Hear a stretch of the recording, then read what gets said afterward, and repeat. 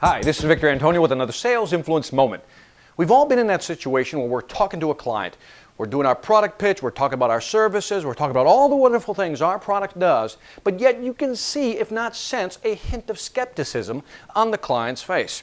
Now, you can show them all kinds of case studies and all kinds of wonderful customer testimonials, but they're just not buying it. And what I've learned is instead of overselling it, maybe sometimes it's best to pull back a little bit and just give them something that they can believe, something that is credible, if not tangible, in their eyes. I call this the value of one. Here's how it works. Very simple formula. Works for anybody. Check it out. Sometimes we just, as we're talking to our customer, instead of trying to tell them all the wonderful things our product does, why don't we push back a little bit and ask some challenging questions? Say something like, let's use percentages. What if I can impact your business, if not your sales, maybe increase them by 1%? Mr. Client, what would that mean to you? If I can help you reduce your cost by 1%, what would that mean to your profit margin, if not your bottom line? Using the 1% sounds more credible. If you can't use percentage, you can also use, let's say, a time frame. Let's say the number of days. Mr. Client, if I can reduce your turnaround time by 1 day, what would that mean to your business? Mr. Customer, if I can increase your turnover rate by 1 day, what would that mean to you? Mr. Customer, if I can shorten your sales cycle by 1 day, what would that mean to you? Get the idea? Or maybe it's a production issue.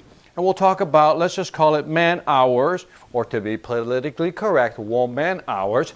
But let's just talk about hours to manufacture or create something.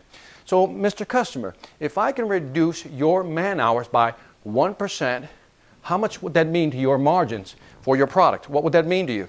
Get the idea? Just simply using the one rule, the value of one, the power of one, gives you more credibility, but it also gives the customer a number from which to judge your investment against. So for example, if they calculate that 1% means $10,000 and your investment is $5,000, well, the decision is easy. Get the idea?